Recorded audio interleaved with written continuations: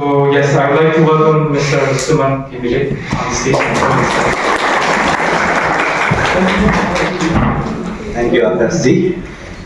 So I want you all to imagine a world where every farmer can harness satellite technology for making an actionable decisions on their ground. So that was our initial vision when we started PlanSat back in 2019. So fast forward to today, we have evolved beyond our initial vision. So today, I'd like to share this journey, the journey of failure, self-exploration and pivot. So I come from engineering background actually. I don't have much experience in agriculture, but how a person from engineering background turned into agriculture, I'd like to give comment. So it was a time back in 2015 when I went for Erasmus Mundus exchange program in Greece. So it was also the time Greece was suffering from humanitarian crisis, Syrian refugee crisis to be precise. So every weekend I used to go and volunteer at a refugee camp there. I met a lot of people there from Syria, many children. So I met a person who changed my path. He was a person from upper middle class family in Syria. He had a lot of lands, he had a lot of money, but he had to come to Greece to be safe from that crisis. And I interacted with him, and what I found was he had nothing when we came to Greece. Like, he couldn't sell his land during that crisis. He had no money actually. And me being a student, exchange student, I was also broke. but I gave him tandoori chicken.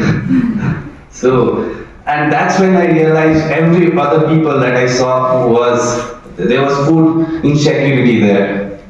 And at that time, my background was remote sensing for forestry applications.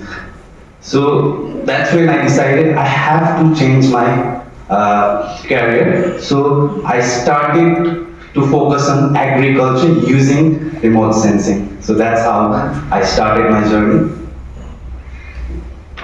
So here you can see satellite data. Like since most of you are from agriculture domain, right? Have you guys ever wondered why plants, the leaves of plants are all green color? The flowers are different, but the leaves of the plant, they are usually green, right? Maybe some of you already know. Chlorophyll, exactly, yeah. So this satellite data also uses the study of lights. So there is a rule of thumb that a healthy plantation with a good chlorophyll pigment and a good cell structure will actively observe blue and red band while actively reflect green. So that's why it's green color. So similar to our human eye, the satellites can also detect the reflectance. So we've created this map, colored map, in order to help farmers understand it better. Rather than giving them numbers, we can show them color combinations. So here red color represents poor crop performance, whereas green represents good, healthy crop performance.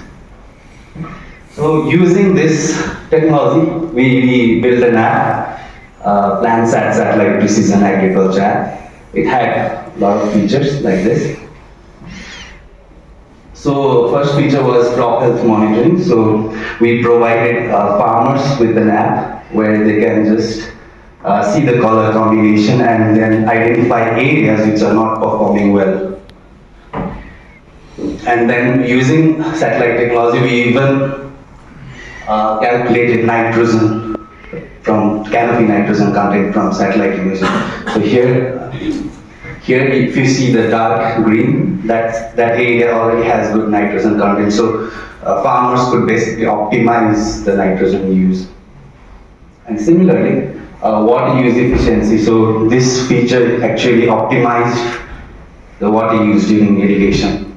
So here red represents like the low water content, whereas blue represents high water content. And after they figured out the farmers, like the problematic areas, they could use like the GPS in the app and reach to that problematic area and take a picture, and we used to provide them advisory services as well. So after working on this idea for nearly 2 years, from 2019 to 2022, we realized that bringing behavioral change among farmers was a very challenging task for a startup like ours. So it required intense teaching and the willingness of the farmer to pay was very low because they have limited cash flow. So at that time in early 2022, we were on a brink of extinction. So basically we had no money, our B2C model was not working. So we decided we have to do something about it. And then we pivoted to climate insurtech startup in early 2022. So what we now do is we help insurance companies reduce their operational cost, while at the same time we help farmers, we protect them from both agriculture and climate risks. So before I move into about agriculture insurance, I'd like to say what kind of risks are covered. So the insurance policy, agriculture insurance policy in Nepal is like indemnity based. So there are a lot of multiple perils are covered. So you can see here it covers landslide, drought, earthquake, snow, flood, pests, hailstorm, fire, heavy rainfall, wind, and it also includes shortfall cases. Shortfall case is a case when the government has allocated some threshold for each crop type. Whenever the production is below the threshold, they get the compensation as well. So that's also covered. And I'd like to also tell you about the subsidy, because insurance is heavily subsidized. So for example, if a farmer wants to provide a coverage worth of $1,000, the premium cost is somewhere around 5 to 7%. So it's considering it's $50 the premium cost. Now the government steps in. Okay, government says, okay, I'll cover 80% of the premium cost. That means $40 is covered by Nepal government, and the remaining $10 the farmers need to pay. But there are some cases, just like in Sudur Paschim province, the remaining 20% is also covered by the local government. And now I'd like to explain the issues that exist in insurance. So here you can see like less than 1% of the farmers have access to agriculture insurance right now, despite heavily subsidized domain. So why is it so? One thing is high operational cost for insurance companies. So imagine Sachin has 0.1 hectare of farm in a remote village. So for me as an agent to go to his field and do the enrollment process, verify the farm, and again go to the farm for field validation, claim validation, the cost of going there and enrolling is more than the coverage the farmers receive. So it doesn't make sense for insurance companies to insure farmers. And on top of that, there's tons of moral hazard. So it's very difficult to track whether that was a real claim or not. And for farmers, most of them are unaware about this agriculture insurance, and there's a lot of lengthy procedures, so they are hesitant as well. So what we are doing here is both parties lack trust also. So we are using digital technologies and we are rebuilding that trust. So how we do that is like we combine picture-based monitoring, satellite-based monitoring and weather-based monitoring for providing insurance companies remote risk assessment. So they don't necessarily need to go to the field, or they can even optimize their field visits. So I'd like to tell you about one approach, like comparison between conventional insurance and our approach is like, let's imagine if Sachin claims, like you are insured, and then you claim, for me as an agent to reach to your farm, it might take me around 3 to 5 days, and I'll collect those evidences from you through picture and videos, and then I'll go to branch office. It would take me another 1 week to process in the branch office, and then I will send those processed documents to head office. It will again take another week. So just to start the processing in head office, it takes 2 to 3 weeks. But with our approach, it takes 15 seconds. So what we do is, farmers, they have an app, plans at Ghimire, and then whenever there's a disaster, they take a picture of the farm, which is geotagged with compass heading as well. So that comes through our web portal to insurance companies, and they can instantly visualize the disaster. And here, if you see, this is our web portal, and all these white polygons are the real insured farms in Sustan, Barasi. We did it back in 2022. So how do we create this kind of digital polygons? Is like, farmers, we give them an app. We made it so simple that they just need to take pictures. So imagine this is their farm. So they come to this point, one corner, they take a picture, which is geotagged, and then they go to another corner, so they go to another corner. So they enclose that boundary using pictures, and that's how we create digital polygon. And what it enables us to do is like, it enables us to access weather data, satellite data as well. And it also enables us to monitor moral hazards, because we have registered their farm. Now the pictures should come from within their farm. So that's how we track. Next slide. And we provide our farmers with brochures like that.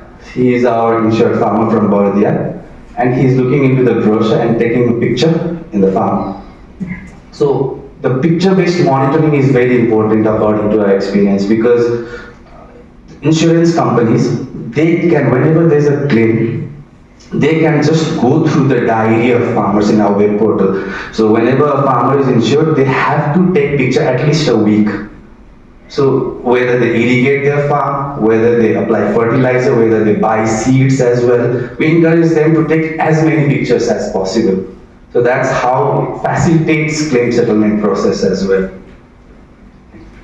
And in some cases, the farmers might not have access to smartphone, but according to our experience, at least one person from their family has access to smartphone. In this case, the daughter of the insured farmer used to help the farmer take regular pictures like this.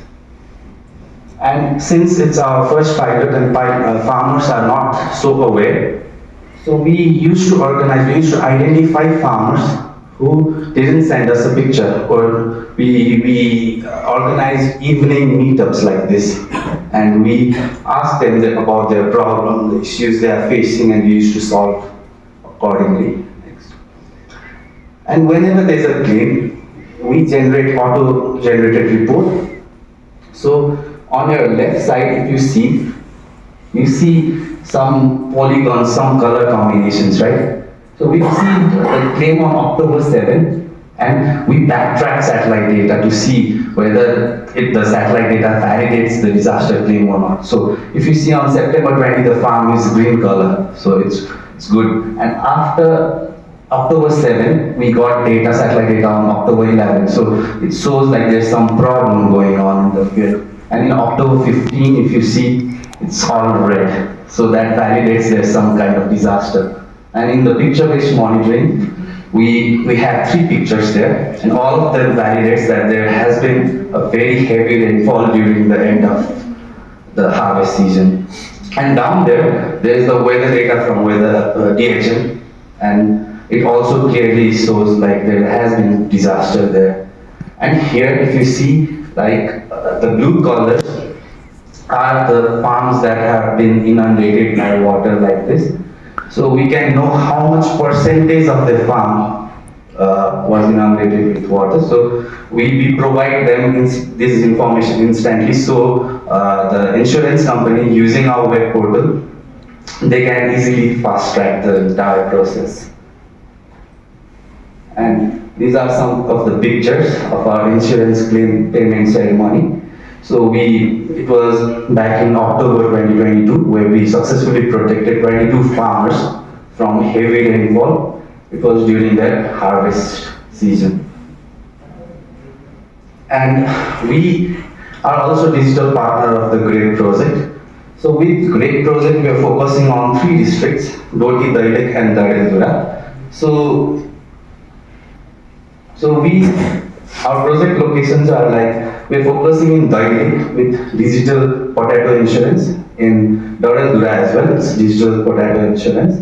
And in Jorai, in Doti, we are digitalizing orange insurance there. And our beneficiaries are 15 plus farmers group, 450 plus orange potato farmers and 3 municipalities. So this is our initial pilot, so we haven't yet expanded to a lot of municipalities. And our web portal looks something like this. So if you see here, like you can easily visualize the satellite data and polygon, and you can tinker with a lot of satellite data, we have it. And then we have also trained our insurance officers who can use this platform. And we have a lot of other algorithms as well. Right now we have 4 satellite algorithms that not only insurance officers, but also extension agents, extension officers, government extension officers as well. They can use it and prioritize areas that needs the utmost attention. So because as we all know, like extension officers are outnumbered. So before going to any farms, they can just check their satellite data, check the satellite data of their area, and then go to the areas that needs their most priority. And here there's a polygon, and in the right hand side, the insurance officers can visualize the picture. And this is also similar in vegetable farming. So we provide our farmers with extensive training programs on how to click pictures. So before we were teaching them how to use satellite data, it didn't go well. But this time, every farmer knows how to take picture at least. So we are doing it one step at a time. This is also a similar picture. And right now we are trying to localize insurance agents with USAID project. So in this picture, you can see all of these people are the cooperative agriculture technicians who have also received agent training. So now because of this, like the main problem with insurance companies was the infrastructural capability. So they had limited presence in rural areas, but with this, like every cooperative has an agent now. So because of this, we could insure 735 plus maize farmers in less than 4 days. And with Koika and Global Green Growth Institute, we are digitalizing wheat insurance and also rice and maize insurance in Madhya Pradesh. It's in Tanusa and Mohtari province. These are some of the pictures of the field. And it's also similar, like what I've already explained before. So I'd like to move fast because we have limited time. So with Windrock International and Secret, we have piloted, next slide. We have piloted digital vegetable insurance in Baki and digital maize insurance in Dam district. So this is how we reach to farmers, like after they are insured, we provide them an app and they take pictures. Simple. Next. So now I'd like to go into the challenges that we are facing right now. One challenge, the most prominent one we are facing as a startup is like the 11 years old government policy in agriculture is failing. this is because like after March 14, all the 14 non-life insurance companies have started their protest. So now we are unable to issue any policies because, as I mentioned before, the insurance sector agriculture insurance sector is heavily subsidized and government pays 80% premium cost, right? But they haven't released that fund since last 1.5 years. So the government has to pay around 30 million US dollar to the 14 non-life insurance companies, and the government hasn't been able to release those funds. So they have started protest from March 14. That's one challenge which we are facing, because we were on a time where we were about to insure as many potato farmers as possible. And there's a timeline for insurance, because after sowing and 15 days after sowing, we can't do insurance. It's a deadline. But now, right now, it's the sowing time of potato in Dailik and Dadilvira, but we are missing that timeline because of the protest. And the other thing that government has been doing is they have been combining subsidized insurance product with non-subsidized ones. So for a farmer to get insurance of his farm, he has to insure himself as well. So that's a very illogical thing, because what I think is those planners or those authorities who are responsible for bringing a good policy hasn't been to farm, I think. Because farmers have limited cash flow, they were subsidized 80%, they had to pay 20% only. But because of this rule, a farmer who has 5 kattha or maybe 0.1 hectare pays somewhere around 200 rupees or even less than that. But now they have to add another 200 rupees, that comes around 400, so which is a big amount for farmers in rural areas. And the other problem that we are facing is digital directive and mobile payment directive hasn't been implemented yet. So we were hearing, okay, it will be implemented 6 months before, but hasn't been implemented. And the consequences that a startup has to face because of this is like, although we have the digital platform, we have digital enrollment procedures as well, even in our app farmers or the agents can enter KYC information, proposal form, everything. But since there is no directive yet, we have to again follow paper-based documentation. So it's like duplication of effort right now. So these are the problems that we have been facing. But we haven't lost hope.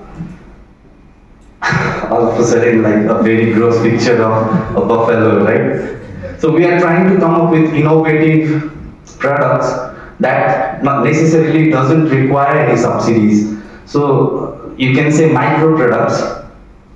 And this one is like, I just kept it because it's, you might find it intriguing information, like similar to our fingerprints, it's all unique, right? Everyone's fingerprint is unique, isn't it? Yes. So similar to our fingerprints, it's a unique biometrics for cows and buffaloes. So the muzzle pattern. And we have been presented with this pain problem by insurance companies. So imagine a cow or a buffalo in Sindhu Palchok district.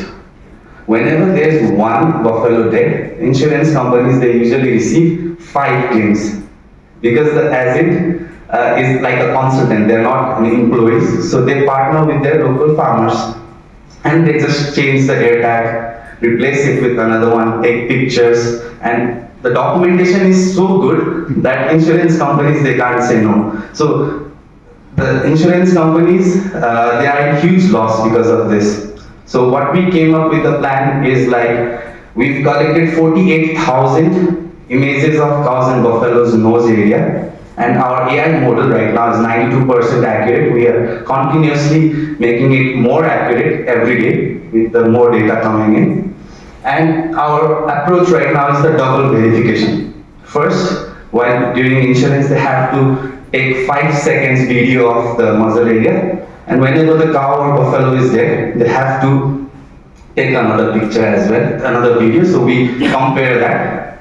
So And our upcoming project, because the insurance, we can't insure any farmers until the protest is over. So we have been trying to come up with a new micro insurance product, which is like a scratch card based product. This would be packaged inside seed or inside a fertilizer packet, and then farmers can just scratch the card and then just pay the money, which would not cross 100 rupees, and it only covers single peril or flood or drought. Right now we were focusing on those two products. And this is also like what I found was during my experience as and in this industry, we've always tried to teach farmers new technology every single time.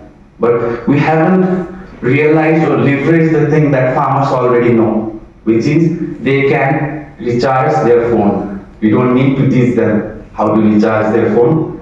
So we're leveraging that thing, and we're trying to provide a new micro product, and we are working on actuarial model right now. So thank you everyone for bearing with me. Yeah. So, any questions? खास गरी त्यसमध्येको एउटा major समस्या मलाई के लाग्छ भन्दाखेरि यो subsidised agriculture इन्सुरेन्समा फार्मर्सले चाहिँ नि गलत फार्मर्सलाई छुट्याउनलाई फेक फार्मर्स छुट्याउनको लागि एकदम कम्प्लेक्स प्रोसिजर बनाइदिनु भएको छ कि अब वडाबाट सिफारिस लिन जानु पर्यो बिमा गर्दाखेरि वडाबाट सिफारिस लिन जानलाई नि फेक फार्मर्सलाई भरु सजिलो छ 500 रुपैयाँ खुवाइदियो भने एकैछिनमा बन्छ सिफारिसहरुदेखि लिएर तर रियल फार्मरलाई एकदमै गाह्रो भएको छ सो त्यो सब्सिडी प्रोवाइड गर्दाखेरि त्यो कम्प्लेक्सिटी चाहिँ घटाउनु पर्छ त्यसको लागि हामीले पनि एक्टिभली यो एनआईए सँग नेपाल इन्स्योरेन्स अथोरिटीसँग एक्टिभली एडभोकेट गरिरहेको छौं कि यो कम्प्लेक्स बनाउनु भएन र अर्को चीज भनेको महँगो हुनु भएन बिमा किन भन्दाखेरि सब्सिडी 80% दिएको छ 20% मात्रै किसानले तिर्नुपर्छ अब अर्कोले लगाइदियो दुर्घटना बिमा किसानको सो उसको खेतको मात्र बिमा गरे त भइहाल्यो नि किन उसको पनि शरीरको किन बिमा गर्नु पर्यो त्यो एउटा चीजले गर्दाखेरि पनि अलिकति महँगो हुन गएको छ बिमा त्यसले गर्दा पनि इम्प्लिमेन्टेसनलाई अझै गाह्रो भइरहेको छ र यो भन्दा धेरै नै समस्या छ धेरै नै टाइम पनि लाग्छ तर हामी फेरि कुरा गरौँ हजुरहरुको पनि सपोर्ट चाहिरहेको छ we need your support to even Sachin as well so let's get together. If you have any suggestions, हामीलाई valuable हुने. So please feel free to reach out to us.